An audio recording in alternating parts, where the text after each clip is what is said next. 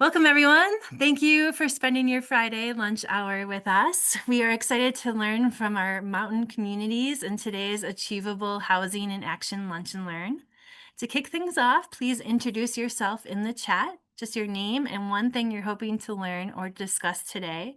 We'd love to hear from you and get a sense of what's on your mind. My name is Christina Kind, and I'm a program director at the Tahoe Truckee Community Foundation. I'm joined today by my colleague Maeve Donovan, program manager, who will be co-facilitating. Also with us is our engagement and communications director, Ashley Beck. And I know people are just coming in, and I'm not seeing anyone from the media yet, but if there are any members of the media joining us today, we kindly ask that you identify yourself in the chat. Today's session will be recorded and we'll share the recording with you afterward. Next slide, please. Thank you. This ongoing virtual series is designed as a space to bring your lunch, your curiosity, and your willingness to engage in meaningful conversations about housing. We're especially excited today to hear from speakers representing other mountain communities, places that, like ours, face the unique challenges and opportunities of high-altitude, tourism-driven living. Over the next hour, you'll hear from several leaders addressing housing in similar settings. Jason Dietz, Director of Housing for the town of Vail, will share insights from a community we've long looked to as a model. Our own housing preservation work is inspired by Vail Indeed, a program we became familiar with while working with Jason's predecessor, George Ruther. Like us, Vail is focused on expanding deed-restricted housing for year-round residents and local workers. April Norton joins us from Jackson Hole, where they've recently released an ambitious housing supply plan focused on long-term workforce housing. Over the past year, many of our housing partners have recommended we connect with Jackson Hole, so we're thrilled to have April here to share their innovative approaches, as well as Carissa Connelly from Ketchum, Idaho, who will share how her community is pursuing strategies similar to ours, focusing on practical, place-based solutions that work in small mountain town contexts. In past sessions, we've learned from communities like Telluride, who implemented a safe parking program, and Crested Butte, who explored a potential vacancy tax. And these peer-to-peer exchanges help us identify what's working, adapt proven strategies, and stay connected with others navigating similar challenges. And by learning from one another, we can continue building innovative and achievable local housing solutions together. Next slide, please. To support a smooth and respectful conversation today, here are a few quick housekeeping items. One, please keep your microphone silenced when you're not speaking to minimize background noise. If you're able, keep your camera on to help create a more connected and welcoming space. And we will hold a Q&A after the presentations, but feel free to post your questions in the chat at any time. Next slide, please. As I mentioned earlier, I am with the Tahoe Truckee Community Foundation. Our mission is to bring together trusted partners to align strategies and inspire philanthropy to nurture a resilient community and environment. Next slide, please. Back in 2008, during a time of heightened tension in our community, we made a promise called Speak Your Piece. This initiative aims to establish shared values and agreements that help prevent harm and ensure everyone's needs are respected. We encourage everyone to embrace Speak Your Piece today to help us co-create a space where everyone feels heard and safe. And so thank you all for being here. With that, I'm going to turn it over to my colleague, Maeve Donovan, to introduce our first speaker.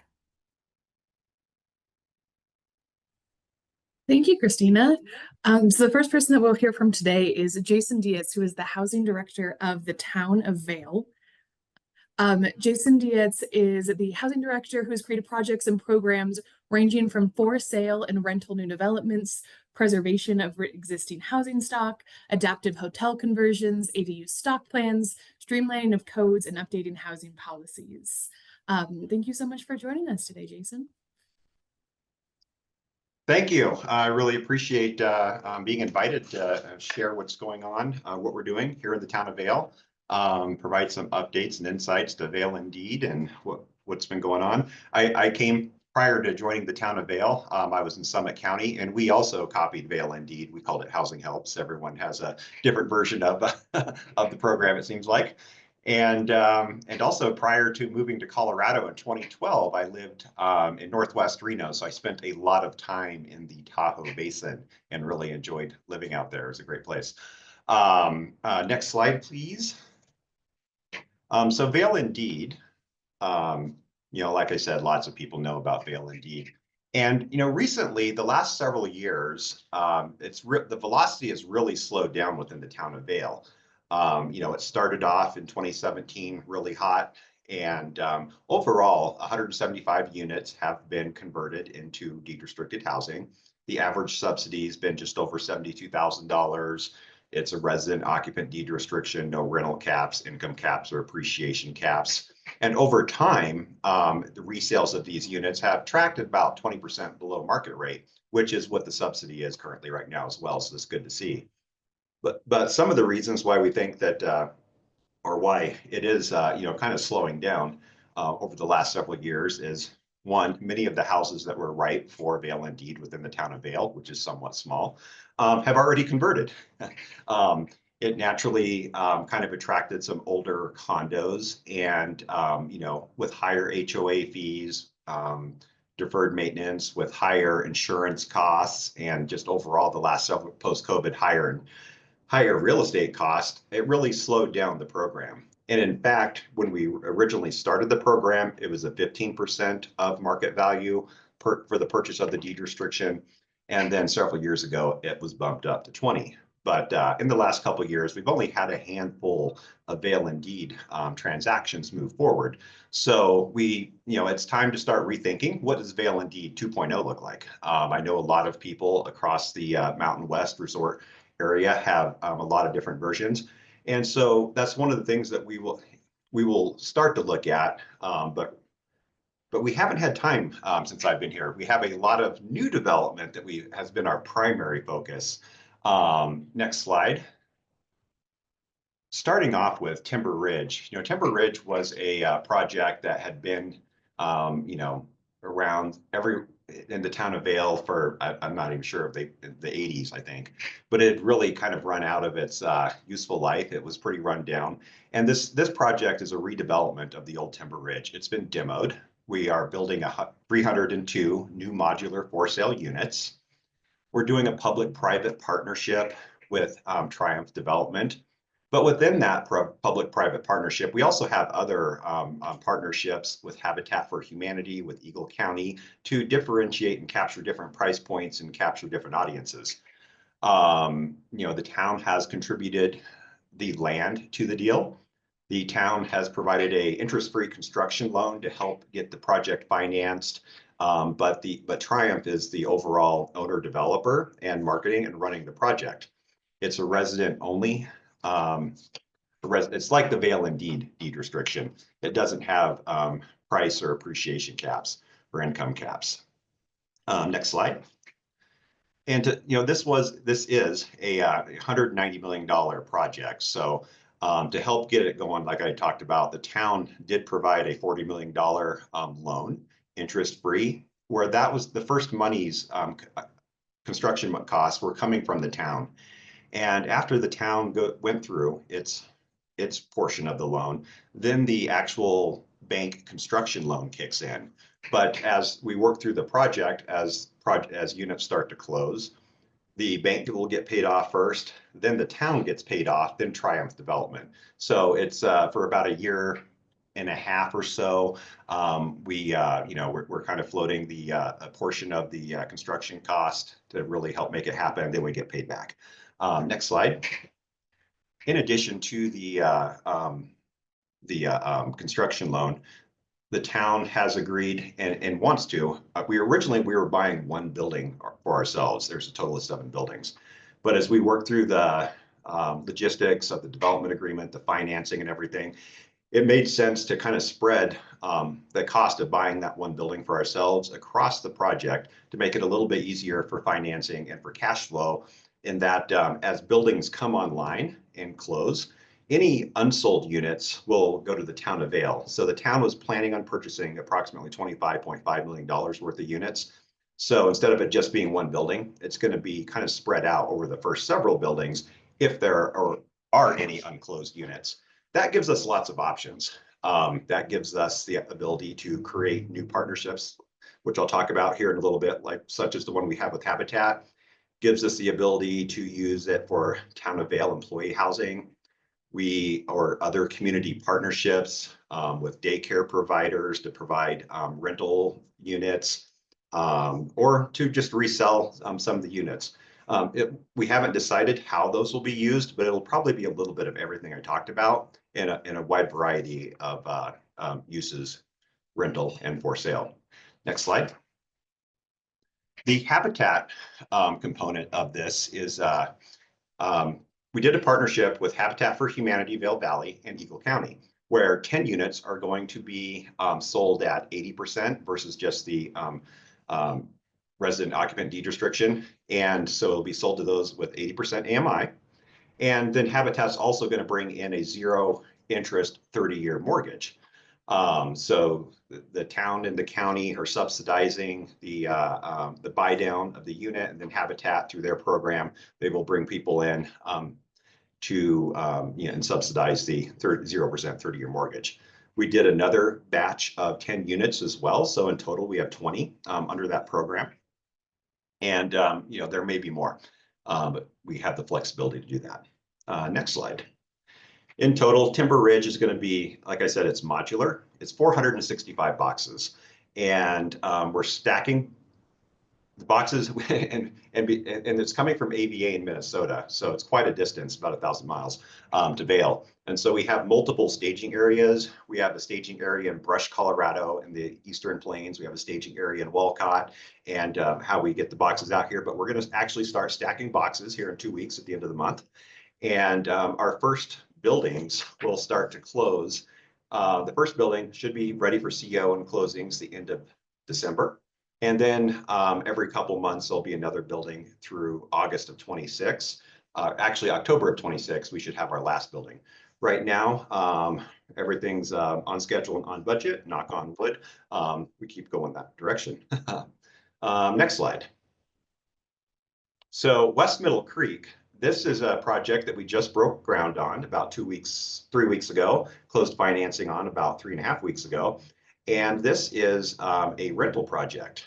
So in total, with Timber Ridge and West Middle Creek, we have broken ground on 570 units that are under construction right now. So West Middle Creek is tax-exempt bond financing with a nonprofit conduit owner. And I'll get into that in a little bit here about how that works and why we went this route. Next slide. Overall, West Middle Creek is 268 units, 84 studios, 101 bedrooms, 84 2-bedrooms. It's a public-private partnership. We do like to do that with Quorum Real Estate Development. The owner is a nonprofit entity we created between the town of Vail and the Vail Local Housing Authority called Vail Home Partners Corporation. They're tax exempt, and they brought project revenue bonds to help finance the project. The project is about 45 units per acre. We've really embraced density in Vail. If you've been through Vail, it's pretty tight. It's kind of a long, narrow canyon. We have 2 stories of garage podium with 4 stories of residential on top, and a bus structure. Next slide. This project is built, on the buildable portion of this site's about a 20% slope. So there's a lot of earthwork, and the build time is over 3 years. We won't start, even though we've broken ground 3 weeks ago, we won't start framing until probably September of next year. There's a lot of soil nails, retaining wall work, and that 2-story podiums will take a bit. But amazing views on the project. Next slide. The project currently averages 115% AMI, and how we have 70% of the project is 100 to 110%, and then 30% is 140%. Originally, we were looking at having that 30% be market rate to help finance it and drive the other AMIs even lower. Our zoning allows for that, but we decided to keep the flexibility on the project to push that AMI lower in the future. So next slide. So, and yeah, the project, it has, lobby, leasing, package rooms, a fitness center, club room, co-working. So it's going to have a lot of amenities for the folks that are living here. Next slide. Yeah, and this is where I wanted to kind of talk about, why we went with the tax exempt bond financing. The bars here indicate debt service. The red is the housing revenue bonds. And when we sized and priced the project so that the housing revenue bonds are 1.3 debt service coverage ratios, and then we filled the gap with COPs. We collateralized our golf course and to fill in that gap. And then the town also brought in $10 million. So that's about $37,000 per unit for that $10 million. And so as you can see here, the line that goes above the graph, that is the net cash flow. As we were really tight during the initial stages of starting up, operating, there is a deficit where the town will contribute approximately $4 million to help cover that gap. But the project itself is on the housing revenue bonds, that stays about a 1.3 debt coverage service ratio. So it's able to, over the long term, support itself after a little bit of help in the initial stages during stabilization. And then it actually grows. And that allows us to push rents lower. It allows us to take those funds and use them in other areas and other housing programs. It just creates a lot of flexibility. So we really wanted to recycle our investment so that we can create other workforce housing objectives in the future. Next slide. Jason, I'm just going to interrupt you really quick before you go to the next slide. There are 2 questions in the chat box asking what COP stands for. Oh, I'm sorry. COP is a certificate of participation. It's a municipal bond finance mechanism that most Colorado has this TABR, this Taxpayer Bill of Rights, and it's really hard for jurisdictions to get bond financing without going to the voters, but COPs allow you to actually get bond financing by collateralizing a town asset without going to the voters. And that's how and why we collateralized the golf course. Lots of people have asked me, like, how come you guys don't turn that golf course into housing? Well, we actually did, but we also have still kept the golf course where it is. And then, Jason, we have about 1 more minute and then we'll turn it over to April. Yeah, and this was my last, this will be my last slide.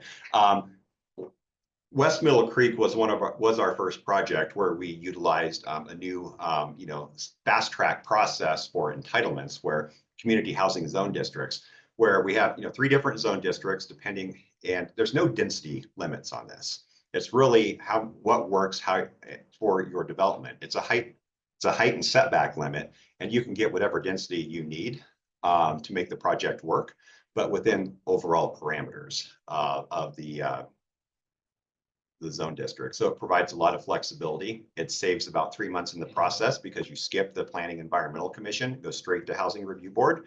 And that's probably, that can be a 3 to 6 week process. So with that, I can go ahead and turn it over to April. Thank you. Thank you, Jason.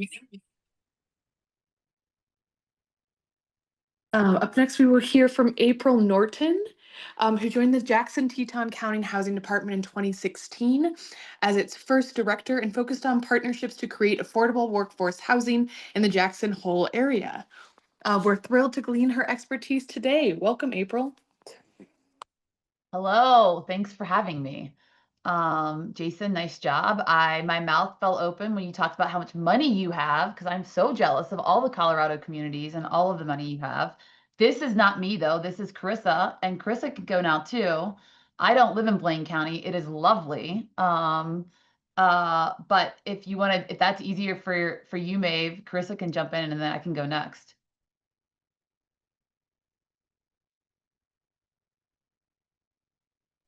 April, do you see your slides on the screen now? Nope.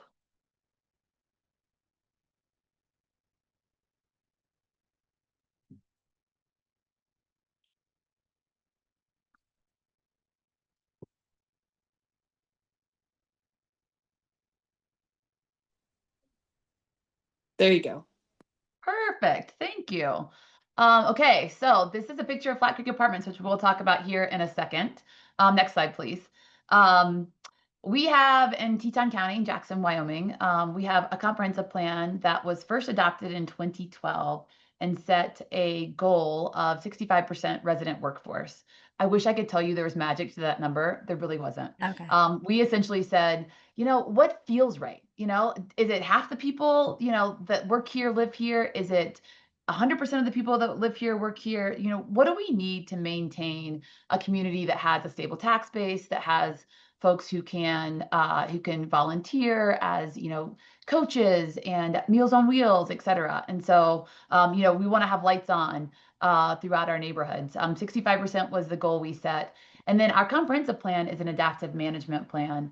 And we said, okay, if we go below 65%, we then need to take a corrective action. In 2015, we took a corrective action because we were below 65%, and we adopted the Workforce Housing Action Plan. Next slide, please.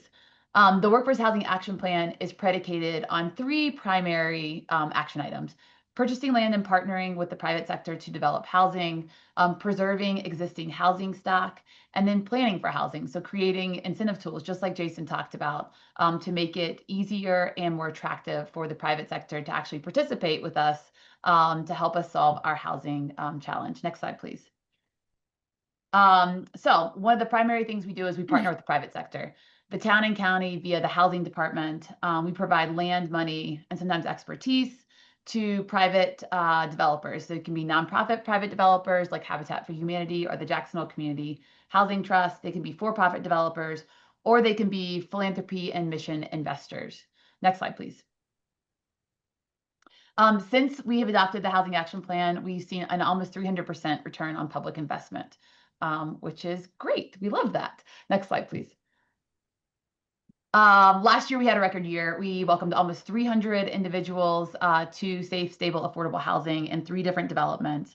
Flat Creek Apartments, 48 rental homes serving less than 60% median income. This was a low-income housing tax credit development. We put out an RFP for our developer partner on 1 acre of land that the town of Jackson owned. We chose our partner. They went out and secured the tax credits, home funds, National Housing Trust funds.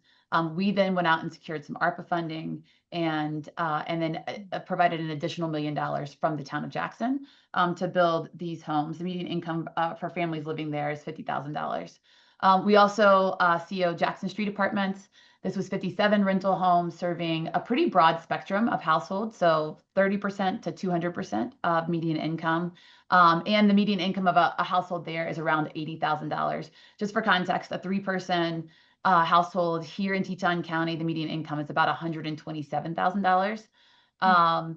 Jackson Street Apartments was a public-private partnership with a private foundation and our community foundation. It has the capital stack there is really interesting. It includes philanthropy, a program-related investment, and public funding.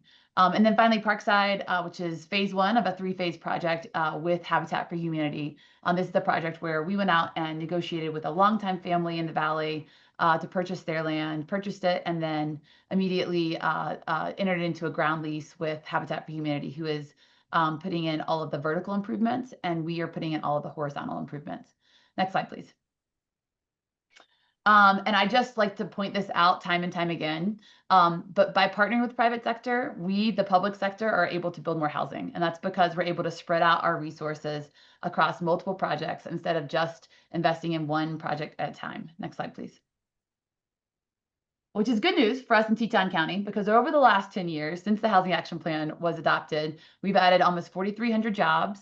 We've built about 1,700 residential units, but we've only added 270 year-round residents.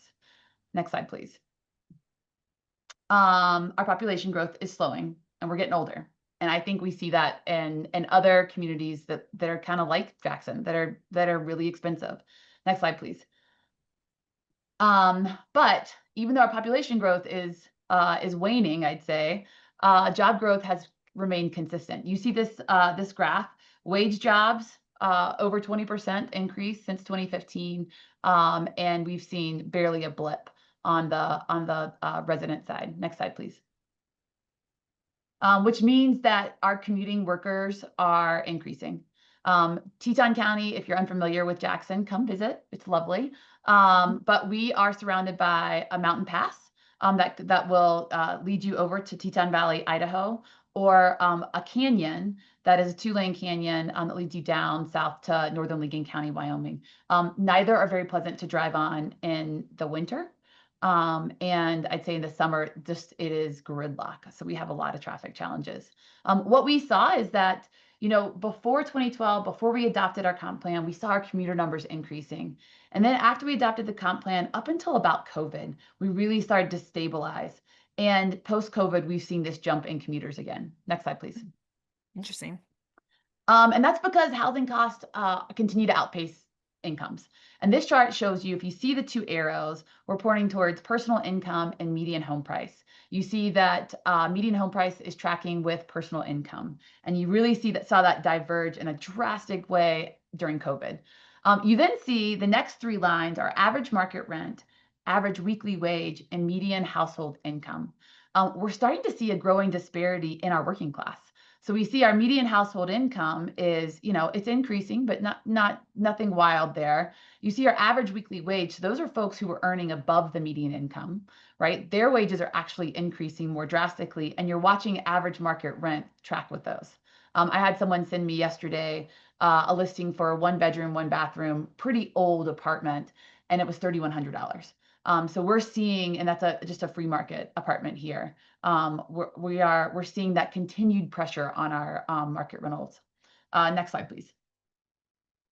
And I will say that all of these graphs that I'm showing you, you can link to them. We have done a really, I like to brag on us, but we've done a really nice job of tracking trend data so that when we are trying to look back and figure out like what happened when this thing happened, or like what was the long-term effect of that policy, we can actually go back and look at it instead of responding in real time to maybe an angry neighbor or one bad project or something. So I really think it helps to inform our policy makers, you know, as they're trying to make some tough decisions in the community.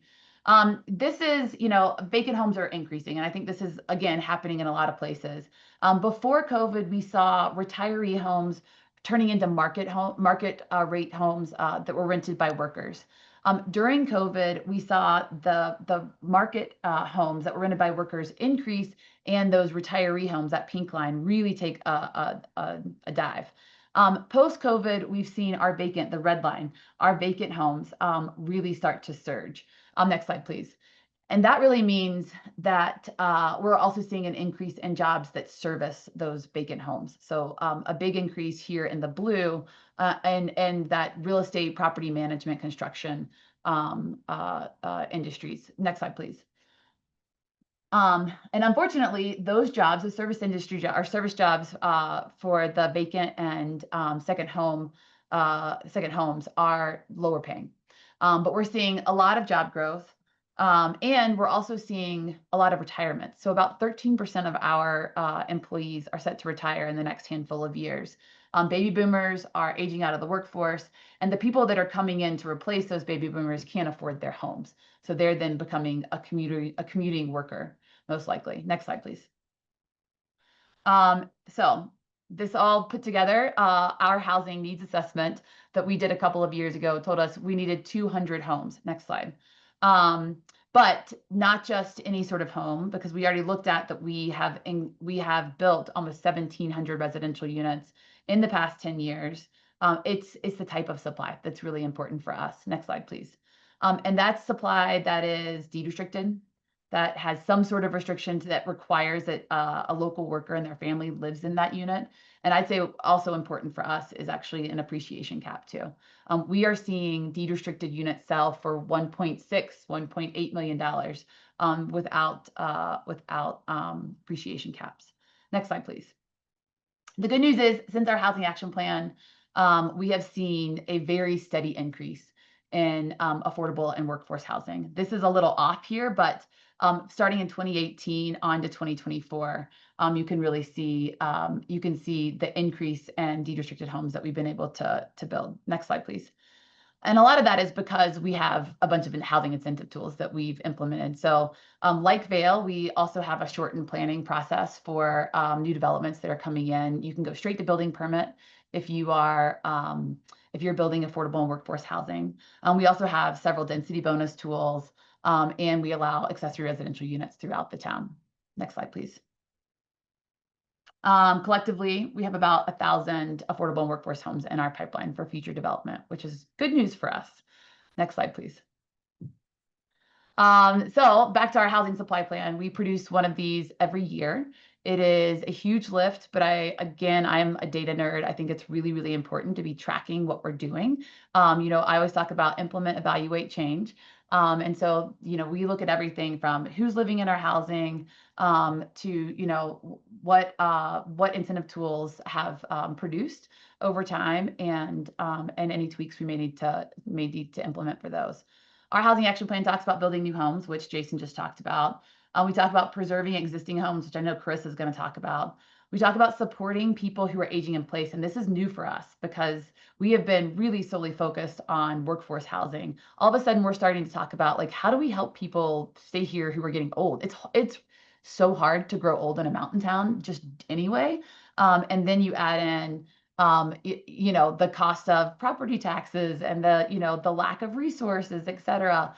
So I'll talk about that in a second. And then just generally, and I think that this is probably true for Carissa and Jason too, just always looking at how do we strengthen our housing policies? How do we continue to inform our elected so that they can feel comfortable supporting incentive tools and policies that help support affordable and workforce housing?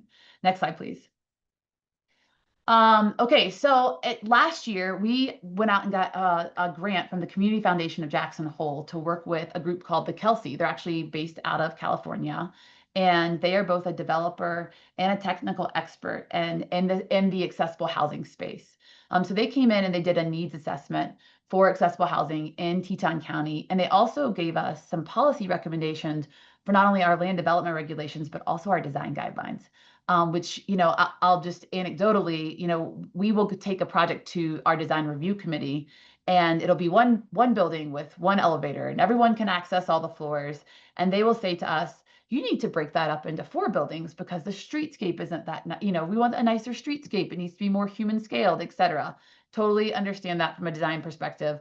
But what it functionally does is it turns just one building into an accessible building with one elevator, because we can't afford to put 4 elevators in. So, having those conversations with our designers, with our planners to see about how do we ensure that housing is accessible for all types of folks in our community. Next slide, please. So we then went back to the Community Foundation and said, we learned a lot from the Kelsey. And one of the things we really want to do is try this just microloan pilot project to help existing affordable homeowners who are aging in place. Our housing stock is 30 years old. So we have lots of folks who are coming up on retirement or who have already retired living in our homes. How do we help them retire in their homes comfortably and safely? Do they need a grab bar? Let's help them get that grab bar. They need something, help standing up from the toilet. Like, let's help them with that. So putting in, providing microloans that are no interest to current homeowners for upgrades, just to make their home a little more accessible, a little more livable as they age in place. We also are providing technical assistance with households who are living with disabilities. It can be anything from just making sure we're using plain language leases to, again, working with our policymakers, our planners, our designers on inclusive design standards, and just really just building a basis of knowledge and understanding about why thinking about inclusivity is important for those members of our community who are differently abled. And then finally, entering into a formal partnership with our community organizations who are already working in this space to support seniors and disabled community members. Our senior center, we have a couple of organizations that worked with differently abled youth. It's the full spectrum, but making sure that we are partnering purposefully with them. They are doing a feasibility study right now for senior housing. As a side note, here in Teton County, again, we're pretty small. We're really, really rich, but it is really expensive to live here. We have one senior center here that provides you with an extra level of care, and it's about $18,000 a month to have a room there, and the waiting list is years long. So there really is a dearth of opportunity for folks as they need to move out of their existing home and into a greater care facility. One of the things I talk about a lot is just the concept of blue zones, these very, very healthy places around the world. And one of the distinguishing characteristics of those places is that you have young people and you have old people, and they are all interacting with one another. And I think if we are successful in our work, we are able to create neighborhoods, homes, places where you can have a grandma and a young person interacting, and it's good for both of them. And so thinking again, very purposely about how do we, and it's a shift for us because we've been so focused on workforce housing, but how do we ensure that these folks who have lived in our community for a long time can stay as long as they want? That we're not kicking them out and to go move to Idaho Falls or someplace else where they just go to the old folks home. We value them and we want them to be comfortable and able to stay here as they can. Next slide, please. I think it's my last. These are just QR codes. So if you want to go look at our indicator report, which is our trend data from our comprehensive plan, it has about, I want to say, close to 25 years of data in there. Have at it, and then link to our housing supply plan, which is about 65 pages long, has lots of interesting information and some that's probably less interesting for you, but there is a toolbox in there. So you can go and look at that toolbox, see all of the tools we have used, what's worked, what hasn't worked, and sort of our next steps with those. Thank you, and I'm done.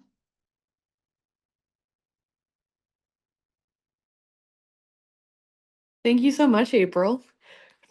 Up next, we will hear from Carissa Connelly, who is the housing director from the city of Ketchum and Blain County Housing Authority. Prior to moving back to Ketchum, Carissa worked at Georgia's Housing Finance Agency, where she improved housing policies and managed and reviewed the underwriting, market studies, relocation plans, and environmental studies and applications for low-income taxing credits. Carissa, thank you for joining us today. Thank you, and thank you for having me. I hope you can bring up the slides, but I'll start as I remember them. So as Maeve mentioned, I manage both the Housing Authority and the Ketchum's Housing Department. We did not have a housing department before me, and our Housing Authority had no staff. So I have the privilege of staffing both with our team that is now full. So if you can go to the next slide. We have comprehensive goals both for the City of Ketchum's Housing Department and the Blain County Housing Authority, because as you all know, the housing crisis is extremely complex. So we try to come at it from a lot of different angles.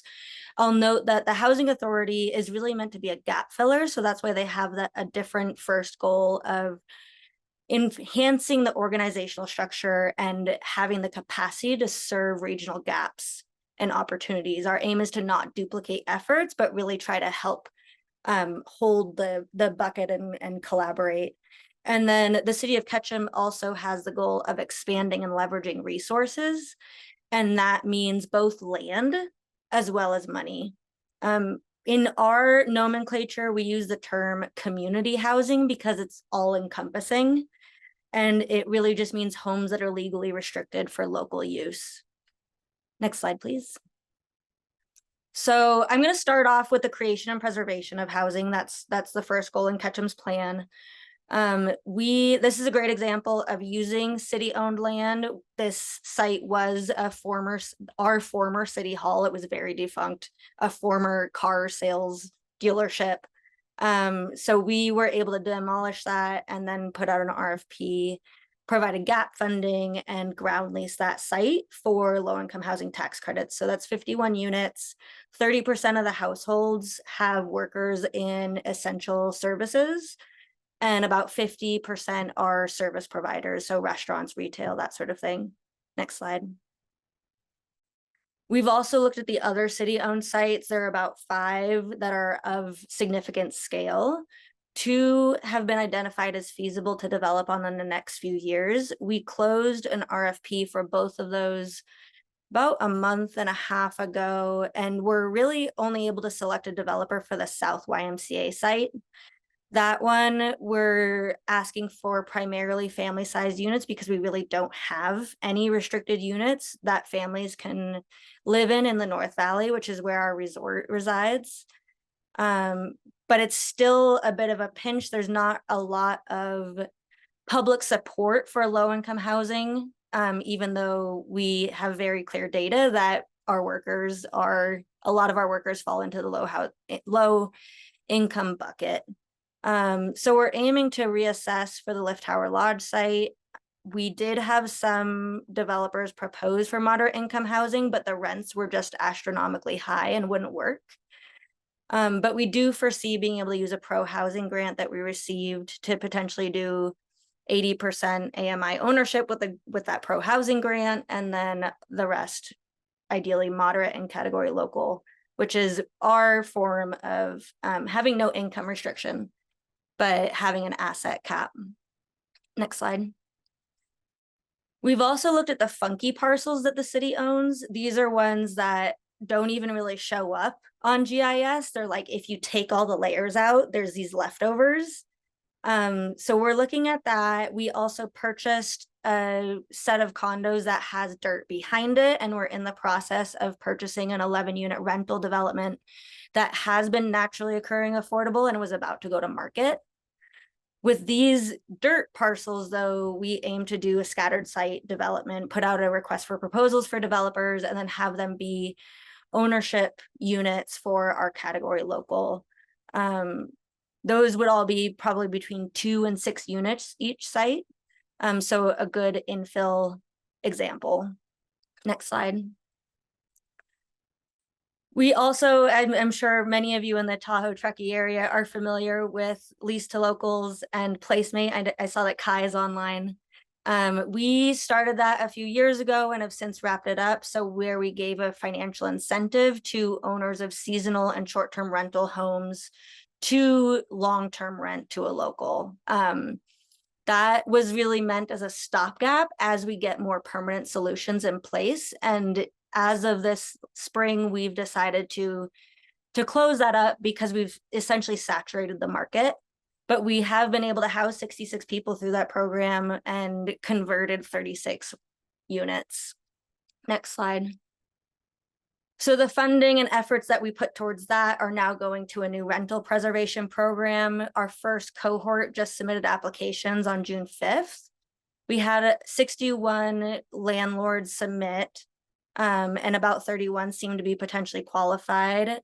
So that will use the remaining funds that we have for that.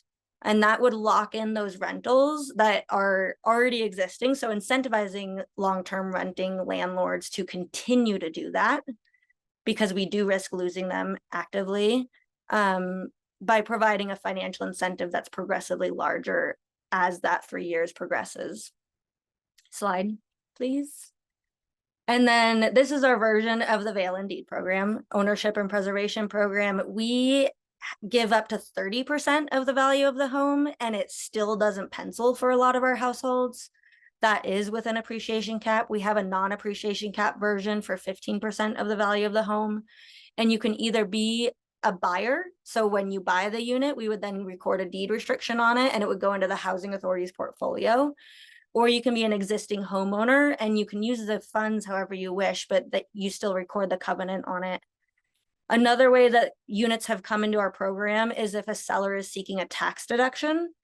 And so that's when they do what's called a charitable sale, or some people call it a bargain sale. They sell the unit to the city or a nonprofit at a lower rate than the appraised value. Their tax deduction is the difference between the appraised value and the rate that they sold it to us for. And then a bonus benefit is that their capital gains is lower. Their capital gains tax is lower because they actually sold it for a lower amount. We have not done a ton of marketing on this yet because we have such limited funds and funding tools in Idaho, but we do plan to launch a marketing effort. Next slide, please. Another thing that we do is advocate for policy. And then in my City of Ketchum role, it's directly creating policy for community housing, and that's at the local, state, and federal level. So this can be comprehensive plans, text amendments, legislative bills. We've launched a text messaging system to try to encourage people to attend public meetings and hearings. Next slide, please. And all of the efforts that we do are informed by data. So before that, my very first 6 months was very data focused. We did our housing needs assessment. That's when we put together our action plan. And I met a lot of our peer community housing directors by being like, what works for you? We also wrapped up an employee generation nexus study last year, and that looks at the impact of new construction on the need for community housing. So that's both commercial and residential. We in Idaho can't do impact fees or inclusionary zoning. So it's really just a philosophical argumentative debate. But it's something we can point to say when we have planning and zoning decisions, like this is the bare minimum just to cover the impact of that development. We're also working on an analysis of impediments to fair housing choice, which if you are local government and receive federal funds, you're obligated to do, not that anyone is necessarily checking right now. But we are continuing with this because we think it will be very informative about protected classes like disabilities, familial status. We've already found that hardly any families are living in the North Valley. Hardly any Hispanics are living in the North Valley. So that we've already identified a couple of things we need to work on. Next slide. So I mentioned we can't do inclusionary zoning or impact fees, but we can provide incentives to try to get developers to build their own community housing that then enters the housing authority's portfolio, and we call those density bonuses. Next slide. And right now, so that program in Ketchum only exists in the community core of the downtown area. We are looking at applying it throughout all of the neighborhoods of Ketchum and calibrating it to the scale of the neighborhood. So say, if someone wants to build a second ADU, having that one be deed restricted and enter the housing authority's portfolio. Next slide. So one thing that I would really emphasize is making sure that there are program administrators for the deed covenants. It's not sexy, it's not fun. No one likes to fund operations, but this is very, very important. I inherited a situation with the housing authority where we weren't able to do this, and I'm still cleaning up the mess. So having an entity or a group really focused on what are the rules that apply, enforcing the deed covenants, managing the deed covenant templates, reviewing applications, helping people apply because it's complicated, helping facilitate lease up and sales, and then both checking annually the compliance and legally enforcing the compliance when you need to. Most of the housing authority's portfolio is through an exchange with developers. And then about a third is through the density bonus program, and all of those go directly into the housing authority's portfolio. Next slide.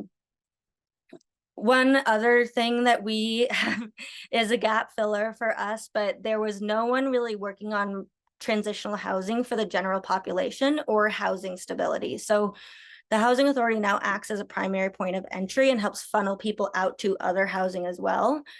And we provide transitional housing for folks coming out of homelessness. And in our area, as I expect it would be in yours, those are couch surfers and people sleeping in their cars, or we have people sleeping in closets and garages and offices.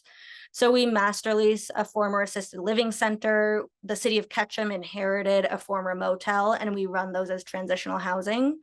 The first program we created was a landlord-tenant mediation program, which has been extremely helpful at keeping people either in their homes or at least having a more peaceful transition to a new home. And then our program administrators have also been working to train caseworkers around the valley in different nonprofits in terms of how they can best help their clients access housing. Next slide. So this we totally stole from you all. Our countywide engagement and education goal is primarily around, we have housing partner meetings. We've had 9 so far. 30 to 40 organizations participate. We regularly have 5 governments represented. And then whichever guest speakers we bring in for those meetings, we also try to make sure we line it up with a presentation at our community library, which does their own marketing. They bring in a whole new set of public and online viewers. So far we have almost 1,000, both in person, online, and recorded views from those speaker trainings. And I hear city councilors across the area even quote things that they've heard. So I know people are listening. I've seen the difference in the conversation. And then our mediation team also provides trainings on conflict resolution, and then landlord-tenant law. I think that's my last slide. Thank you.